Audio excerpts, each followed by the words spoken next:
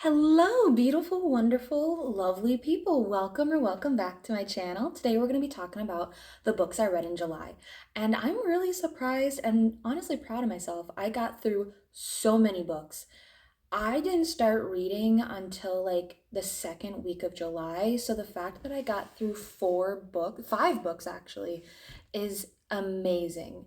I did have a day in there where I was really exhausted, and so I like read a book in a day. I also deleted Pinterest and Instagram from my phone, so that made a huge difference. You know, I used to go on my lunch breaks and I used to scroll through Instagram or scroll through Pinterest, but now I'm reading like a chapter or two with each of my breaks. And I get three breaks, and so I'm getting through two, four, six, like six, two, four, six, yeah, six chapters just during my breaks at work. So enough of that. Let's dive into it. So the first one I finished in July is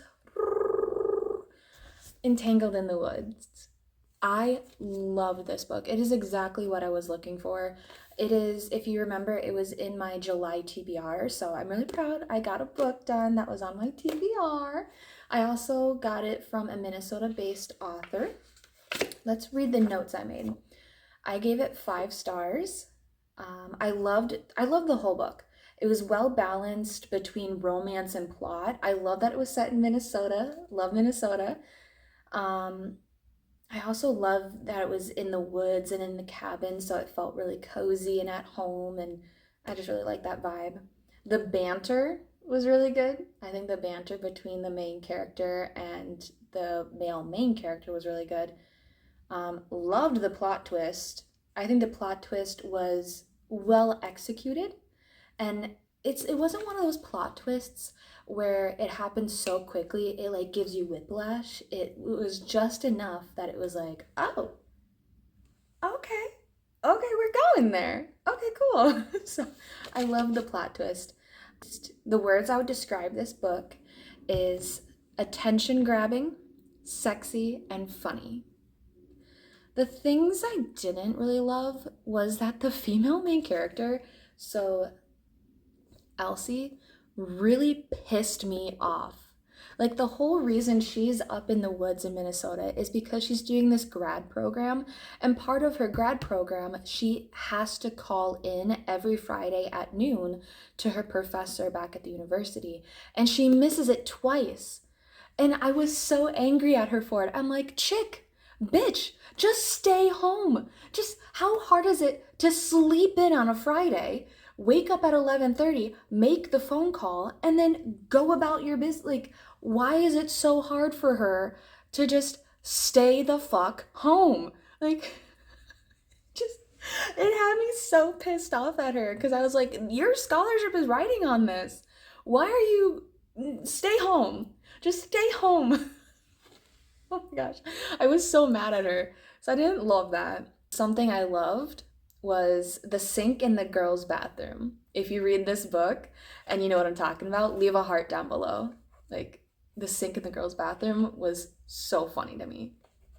Anyways, so that was the first book I finished in July, and it was a 5 star read. So very happy about that. The second book I read, I also think was on my July TBR. I don't remember. Anyways, was Play Along by Liz Tomford. So I've had the series for a while now. I've been working on it for a while now, and the last book in the series just came out in May, and I made sure to pick that up. And so I was kind of in the sports romance mood, and so I read this one. This was the second book I read in July. Let's see what I wrote. I'm so forgetful. I've been doing cue cards. Okay. So, go there. Okay. Play Along. So it was a 4 star read for me. The words I would use to describe this book is romantic, cheesy, and a bit predictable. I loved how the male main character, so Isaiah, um, I loved him. I love how infatuated he was with her. I think he was just super cute and adorable, and I just want to hold him and hug him. I loved the mental health representation as well as the women in sports representation. I think the author has an amazing ability to create lovable yet flawed characters and weave the other books together. Like I think she does an amazing job at creating lovable characters that have flaws and are believable as humans. I think that takes a lot of talent, and also the fact that she's able to weave the other. This is book 3, so the other 2 books, weave those into here while also setting up at the same time for the next books. Like that is bow down to her. Like someone needs to study this because the way that she does it, it feels so natural and it doesn't feel forced that she's trying to be like, oh hey, remember these previous characters, or here's what I'm setting up for. It feels very natural, and I really like that about this author. It felt like I'm a part of the friend group. It was really fun. The things I didn't like was it did feel very predictable. I thought her family would give more issues in the book. They only showed up in like a scene or two, and in that scene they caused a big issue. I thought they would have been more present in the book because I don't know, she's getting married. I would have thought they would show up and like cause issues more. I think Rio's complaining was a little annoying. It was every scene he was in, he was complaining about how single he is, and I think just a little less of that. And why does it have to be every scene that he's in, he's complaining about being single? I think so far we've gotten to see everyone's wedding except for Stevie's. And so, correct me if I'm wrong, if anyone else has read this series, do we get a glimpse of what Stevie's wedding was like? Because in this one, we get a glimpse of everyone else's so far, besides Stevie's and Xander's, which I love Stevie and Xander. That's how I got into this series, and I love it. But yeah, I also think there was too much sex. That's just my opinion. I think there was too much sex. But I loved it. I gave it 4 stars. I would reread this book and the other 3. So that was the second book I read. I think technically in my timeline of July, I finished listening to the audiobook Caught Up. I'll include a little thing here. I didn't write any notes on it, but I loved Caught Up. I saw a lot of people DNFing this book or giving it like 1 to 0 stars. I don't get that. I thought it was amazing. It was funny, it was sexy, it was dark, I think it was unique. I would recommend it. I wouldn't recommend it to everyone. I think if you like sexy, dark romance books, I think this is a good book for you. And it had second chance, it felt like second chance romance. And so, and almost small town vibes, but not really. It's just like community vibes because they lived in the same area, and mafia. Loved the mafia aspect. I love that he was trying to get out of it for love. Yeah, he was trying to leave the mafia because he knew he wouldn't be comfortable having someone as a romantic partner while he was in the mafia, because he learned growing up between his mom and dad. His mom just was constantly worried and upset and stressed for the family because they were the mafia, and he didn't want that for his life, and he didn't want that for his life and wife. Didn't mean to rhyme there. So I think it was really sweet that he was trying to leave and the things that he did for her.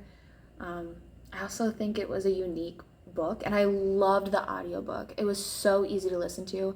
I live in the Twin Cities, but I have family up north, and so I visited them a couple times in July, and it was so easy to get lost in the audiobook. I put it on when I left my apartment, and then I was pulling into my family's driveway, and I parked, and I was like, oh my god, I was driving that entire time.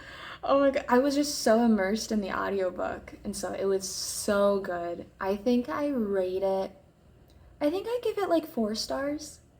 I would recommend it. I would listen to it on Spotify, but I have Spotify Premium, so I listen to music every single day. I can't go a day without Spotify. So it's worth it to me. The one, two, three. So the fourth book I read in July is Caught Up by Liz Tonford. So this is the one, two, three, fourth book in the Windy City series. Let's read what I wrote. Oh, I have a lot of notes, front and back of this one. So let's put this one over here. Let's put that one over on that side. Oh, no, you can't see the title. There we go. There we go. Okay, so Caught Up by Liz Tonford is between Kai and Miller. Kai is a single dad, and Miller is a baker taking a summer break because she's burnt out. I also gave this one 4 stars.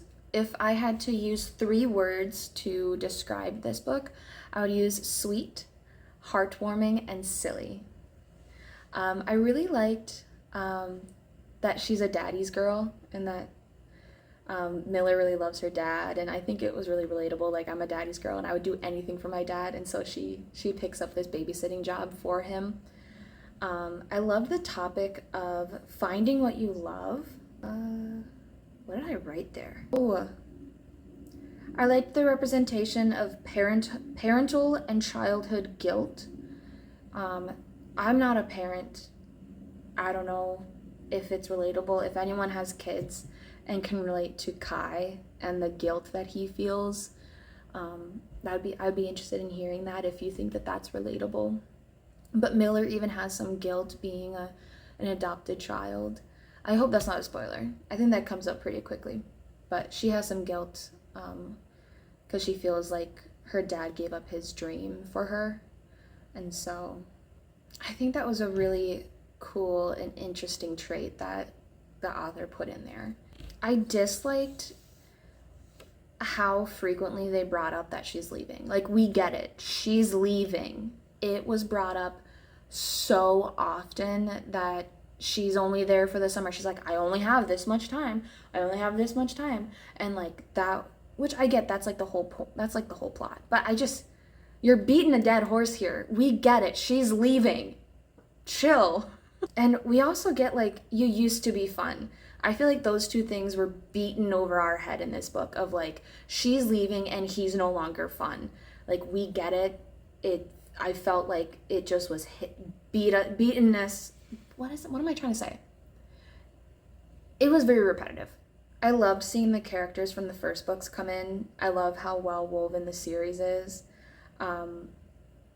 It's really good at getting you excited for the next book, but keeping you connected to the characters in this one that you already love. And so I'm not a big nanny and single dad trope fan, but I think this one does it really well. So if you really like single dad tropes and nanny tropes, I would highly recommend this one. It was really sweet. It was really cute, and I really, really loved it. I think the mama thing, him calling the little boy calling Miller mama, I saw that coming from a mile away. I was like, that's 100% gonna happen. But it was really sweet at the same time. Like, when it happened, I was like, oh, I knew that was gonna happen. At the same time, I was like, oh. So I loved it. I loved how Kai fell first and that he was so open about how he felt. So that's everything I liked and disliked about this book. Like I said, 4 stars. I'm happy that I read it. Would recommend. It's kind of funny. I read Caught Up. I read 2 books, both called Caught Up. So that was kind of funny. Anyways, my last and final book, my 5th one that I read for July. You probably see where I'm going with this. Rewind it back. So I finished the Windy City series. So, oh my gosh, I almost cried. I was reading the final chapter while I was like wrapping up work, and I was like, oh, like having tears, and I'm like trying to help at work, but it makes me sad. It makes me sad that the series is over. I know she's doing a spin-off of Kai. Wait, no. One of the characters in this book, she's doing a spin-off of him. But this is the 5th and final book I read in July. Felt like a good book to end the month on. I literally finished it on July 31st, and so let's see what I wrote. Okay. I gave it, look how many stars I gave it. I gave it like 6. I'm gonna give it 5 stars because that's the max I can give. 5 stars. If I had to use 3 words to describe this book, I would say hopeful, endearing, and beautiful. It was so cute. It was a perfect way to end this series. I loved all of the little inside personal notes that the characters had. I loved how involved the other characters from the other books were. And I loved how much they loved music, because I love music. And so, like, their love for music just warmed my heart. I was like, yes! And I just love how complex they are and how flawed everyone is, but yet they still manage to find love. And it just makes you know that no matter your flaws, like, you're still lovable. Your flaws are lovable. And so I think this book was beautiful, and I also love interior design and I love music. So I think out of all of the books, I think I related the most to this one. But I would reread the entire series, and I can't pick a favorite book out of the 5 of them. 1, 2, 3, 4. Yeah, out of the 5 of them, I can't pick a favorite couple. I think each book is so unique. I can't pick a favorite. I love the entire series, and I will be rereading it. And so I recommend the Windy City series to anyone and everyone, especially if you like contemporary romance with smut but still have representation and flaws and good characters. And yeah, I would recommend it to everyone. So that is my 5th and final book. Let's get the whole... So these are the books I physically read, and then I have the one audiobook that I finished. And so, yeah. Thanks for sticking around. Thanks for listening to me. Leave a comment down below what your thoughts are on the Windy City, what your thoughts are of the Windy City series. I need to really get that out. But yeah, thanks for sticking around. Love you. Have a great day.